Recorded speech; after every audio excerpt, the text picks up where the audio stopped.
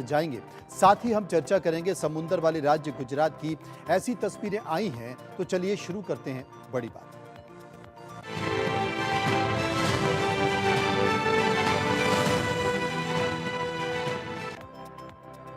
सबसे पहले बात करते हैं गुजरात की। गुजरात के 2 दर्जन जिले बारिश और बाढ़ से प्रभावित हैं। आज भी बारिश का रेड अलर्ट जारी है और आगे के दिनों के लिए भी आज अलर्ट होगा।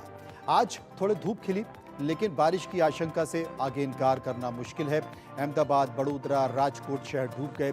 कच्छ और सौराष्ट्र में आज भारी बारिश का अनुमान है। मछुआरों को समुद्र में नहीं जाने के लिए कहा गया है। स्टेट हाईवे ठप होने से आवाजाही प्रभावित हुई है। वहीं जामनगर के नवागांव घेड़ इलाके में पानी में फंसे लोगों को फायर टीम द्वारा बचाया गया है। साथ ही लोगों को दूसरे जगहों पर भी ट्रांसफर किया गया है।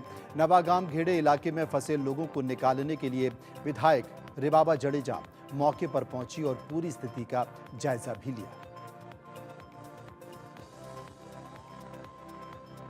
एक और तस्वीर आपको हम गुजरात के आणंद की दिखा रहे हैं। देखिए यहां पर कैसे हेलीकॉप्टर से रेस्क्यू किया जा रहा है।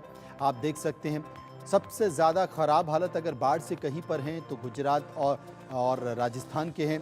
गुजरात की कई ऐसी तस्वीरें हैं, कई ऐसी हाईटेक सिटी है जो इस वक्त पानी से लबालब है। अब ये जो तस्वीर आप देख रहे हैं गुजरात के आणंद की है और गुजरात के आणंद में यहाँ पर रेस्क्यू किया जा रहा है, हेलीकॉप्टर से रेस्क्यू किया जा रहा है। जैसे कि आप तस्वीरों में देख रहे हैं गुजरात के खेड़ा शहर समुंदर में ये तब्दील हो गया है। इसके साथ साथ कई ऐसी तस्वीरें हैं जो लगातार वहाँ से आ रही हैं। शहरों की जो सड़कें हैं वो जलमग्न हो चुकी हैं। बात्रक की स्थिति और भी ज़्यादा खराब हो गई है। बात्रक और शेडी नदी लगातार अपने उफान पर चल रही है।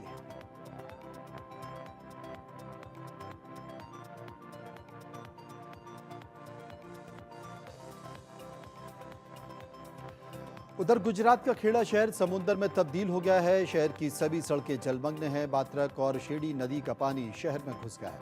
3 दिनों से लगातार खेड़ा शहर के सभी इलाकों में पानी ही पानी है। बारिश रुकने के 24 घंटे बाद भी खेड़ा के सभी कस्बे में पानी भरा है।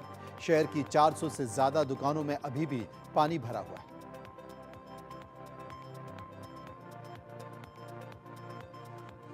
उधर गुजरात के साबरकांठा के तालौद के करीमपुरा गांव में झील फटने की खबर है।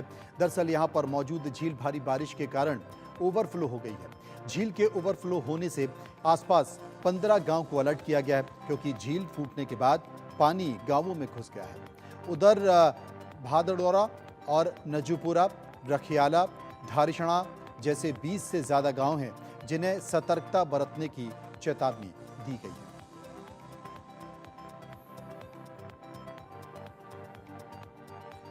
उधर गुजरात के राजकोट की स्थिति को अगर देखें तो गुजरात के राजकोट शहर में लगातार चौथे दिन बारिश से लोगों का हाल बेहाल है। राजकोट शहर में 3 दिन से 24 इंच बारिश के बाद आज लगातार चौथे दिन भी तेज हवाएं बारिश हुई हैं। आपको बता दें कि राजकोट जिले में बारिश के चलते एनडीआरएफ और एसडीआरएफ की टीमों को तैनात किया गया है। राजकोट से ग्राउंड जीरो से रिपोर्ट भेजी है हमारे संवाददाता प्रतीक ने।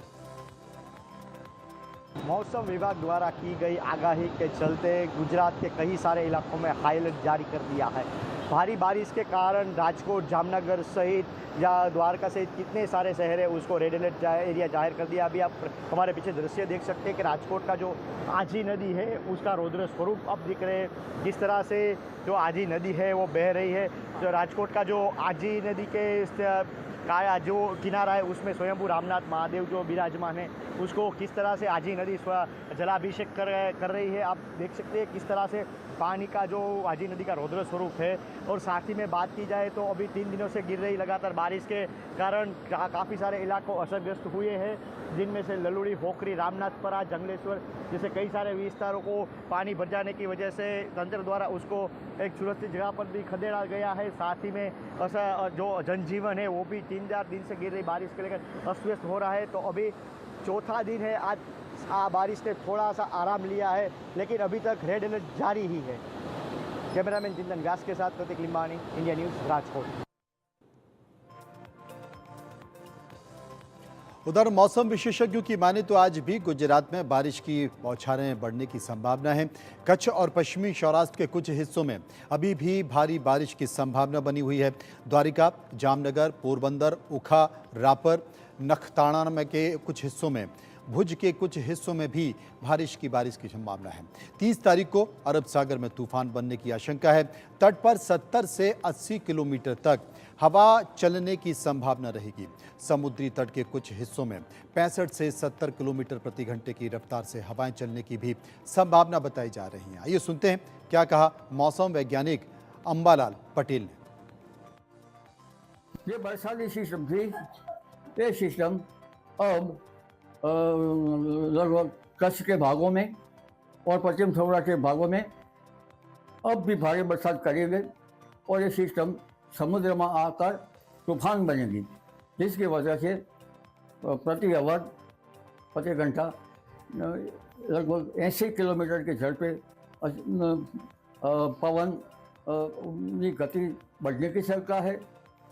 समुद्र किनारे पवन सूचक सिग्नल लग जाएगा और दूसरी समुद्र में भी 65 से 70 किलोमीटर की झड़प से पवन की गति रहने की शक्यता है। मछुआरों को, दरियाखेड़ों को सावध रहने का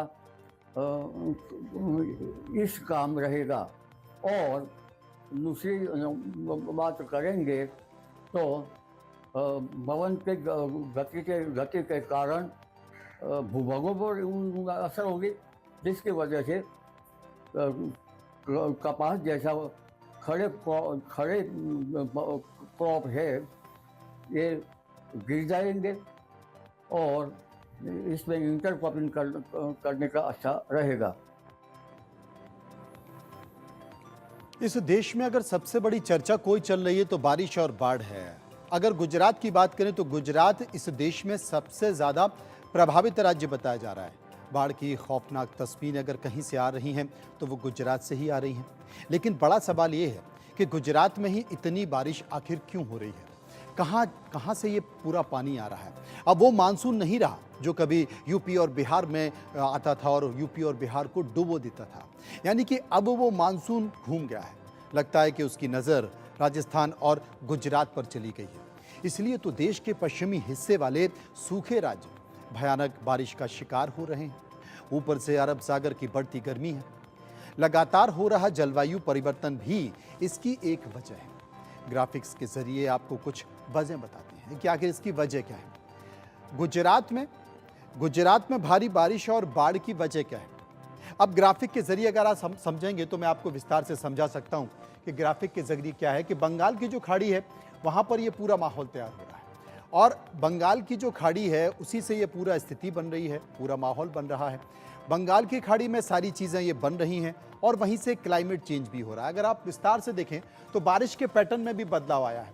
गुजरात में बारिश के पैटर्न में इतना ज़्यादा बदलाव इससे पहले कभी नहीं देखा गया। इसके साथ साथ की जो स्थिति है वो ये है कि इतनी बारिश का अंदाज़ा मौसम वैज्ञानिक भी जो गुजरात के हैं वो कभी नहीं लगा पाए कि इतनी बारिश हो जाएगी। वहीं बंगाल की खाड़ी में मौजूदा कई लो प्रेशर एरिया का पश्चिम दिशा की तरफ बढ़ना ये भी एक बड़ा कारण बताया जा रहा है कि ये एक बड़ा कारण होता है। इससे पहले की स्थिति क्या है कि यूपी बिहार को जो डूबने वाला मानसून है वो अब घूम गया है। क्या वो गुजरात की तरफ चला गया है? वैज्ञानिक यही बताते हैं। बारिश के पैटर्न में बदलाव आ गया है। क्लाइमेट चेंज और तापमान इसे एक बड़ी वजह बताया जा रहा है कि ये क्लाइमेट चेंज और तापमान है जिसके कारण गुजरात में बारिश का पैटर्न बदल गया है। अगर यूपी बिहार की बात करें, बिहार के कई हिस्सों में भयानक बारिश देखी जा रही है, बाढ़ देखी जा रही है। लेकिन अगर आप बिहार के कुछ हिस्सों को देखें तो वहाँ इतनी बारिश नहीं है। यही स्थिति राजस्थान के इलाके में, यही स्थिति मध्य प्रदेश के इलाके में कि 1 किलोमीटर पहले तक भयानक बारिश हो रही है और 1 किलोमीटर बाद आप देखेंगे तो बारिश हो ही नहीं रही है। ये क्लाइमेट चेंज के कारण बड़ा असर हो रहा है। चलिए आगे बढ़ते हैं और बात कर लेते हैं एक और बड़ी खबर की। तो बड़ी खबर की बात करेंगे, आगे बढ़ते हैं और बात करते हैं अब केंद्रीय कर्मचारियों की। केंद्रीय कर्मचारियों को लेकर एक बड़ी बात इस वक्त हमारे सामने आ रही है। केंद्रीय कर्मचारियों की जो बड़ी बात है कि केंद्रीय कर्मचारियों को अब मिलेंगे कई सारे अपडेट। जी हां, एक नहीं बल्कि 2 बड़े अपडेट।